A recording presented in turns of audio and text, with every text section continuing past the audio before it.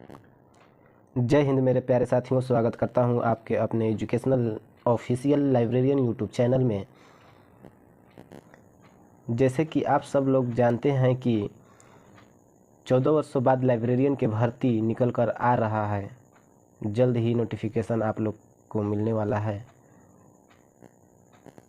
मेरे प्यारे दोस्तों, जिसके पास BLIS प्लस ग्रेजुएशन या MLIS प्लस ग्रेजुएशन रहेगा वही विद्यार्थी आवेदन करेंगे इसमें।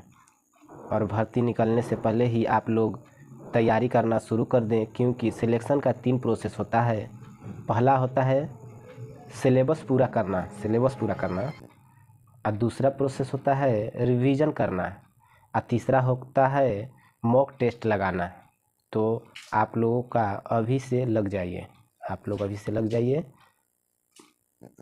क्योंकि फॉर्म कभी भी आ सकता है।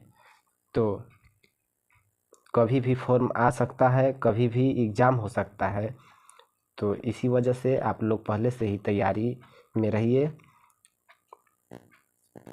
आज हम प्रश्न लेकर आए हैं विशिष्ट पुस्तकालयों और सूचना केंद्रों का भारतीय संघ IASLIC Indian association of special libraries and information centre के उद्देश्य, सेवाएं तथा इसकी स्थापना व आवश्यकता का वर्णन करें। आज हम आप सभी लोग को IASLIC के बारे में बताने वाले हैं। इसका उत्तर है IASLIC की स्थापना 3 सितंबर 1955 ईस्वी में कलकत्ता के उत्साही कार्यकर्ताओं ने किया था। इसकी स्थापना कलकत्ता के ही अजायब घर में एक आम सभा आयोजित करके हुई। IASLIC के पहले भारत में कोई भी ऐसा संघ नहीं था जो राष्ट्रीय स्तर पर विशिष्ट पुस्तकालयों के उत्थान तथा विकास पर कार्य कर सके। सभी प्रकार के पुस्तकालयों के उत्थान तथा विकास के लिए संघ तथा, लेकिन विशिष्ट पुस्तकालय के विकास के लिए राष्ट्रीय स्तर पर प्रथम संस्था IASLIC है। इसकी स्थापना का प्रमुख उद्देश्य था राष्ट्रीय स्तर पर विशिष्ट पुस्तकालय के उत्थान तथा विकास के लिए कार्य करना। भारतीय प्रणाली विज्ञान सर्वेक्षण संस्थान के निदेशक डॉक्टर SN होर्रा साहब ने सामान्य सभा की अध्यक्षता की थी, जिसमें IASLIC की स्थापना हुई। होर्रा साहब को ही आम सभा की सर्वसम्मति से IASLIC का प्रथम अवैतनिक अध्यक्ष बनाया गया। इंडियन स्टैटिस्टिकल इंस्टीट्यूट के पुस्तकालयाध्यक्ष J. शाह जी को IASLIC का प्रथम सचिव बनाया गया। IASLIC अपने स्थापना काल से ही राष्ट्रीय स्तर पर विशिष्ट पुस्तकालय के उत्थान तथा विकास पर कार्य कर रही है। IASLIC के कई कार्यक्रम हैं जिनके माध्यम से पुस्तकालय या पुस्तकालय संस्था को कोई भी इसके सदस्य बच सकता है। IASLIC के सदस्य कई प्रकार के होते हैं, जैसे आजीवन सदस्य, साधारण सदस्य, संस्थागत सदस्य, पुस्तकालय संघ सदस्य इत्यादि। जिस समय इसकी स्थापना हुई थी उस समय कुल सदस्यों की संख्या 125 थी, जिसमें 18 संस्थागत सदस्य थे। धीरे धीरे इसके सदस्यों की संख्या बढ़ती चली गई और सन 1980 के दशक में इसकी कुल सदस्यों की संख्या 600 हो गई, जिसमें 300 संस्थागत सदस्य थे। धीरे धीरे इसकी लोकप्रियता और प्रमाणिक हुई। भारत में विशिष्ट पुस्तकालयों की स्थिति काफ़ी खराब थी, उसको सुधारने में काफ़ी समय लगा।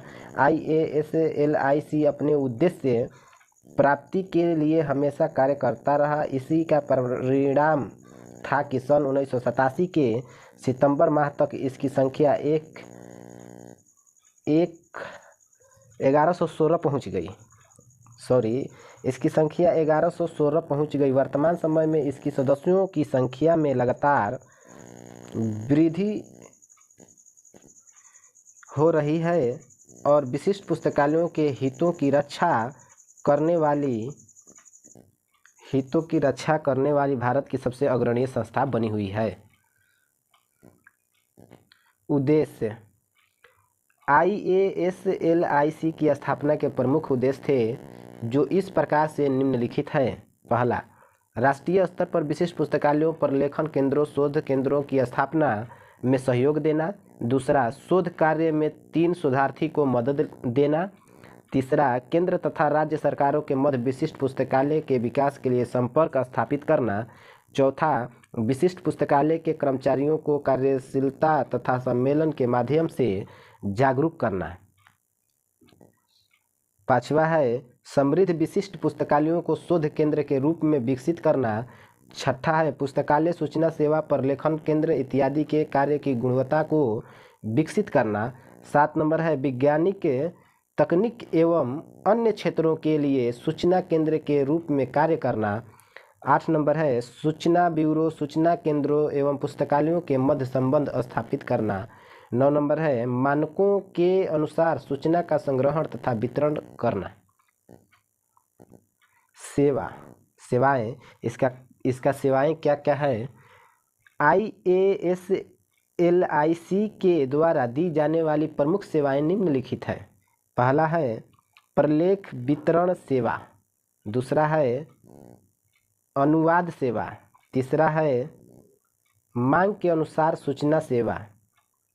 4 नंबर है तकनीकी सेवा। 5 नंबर है CAS और 6 नंबर है SDI सेवा। तो दोस्तों आप लोग मन से तैयारी करिए और लगे रहिए और रिवीजन करिए, पढ़ते रहिए, दिल खोल कर पढ़िए। ऐसा न हो इस बार बहाली आ रहा है आप लोग को हाथ से निकल जाए, तो बहाली को देखते हुए पढ़ाई की तैयारी करते रहिए। अब बहाली जल्द ही आएगा इसका नोटिफिकेशन, तो आप लोग लगे रहिए। थैंक यू दोस्तों।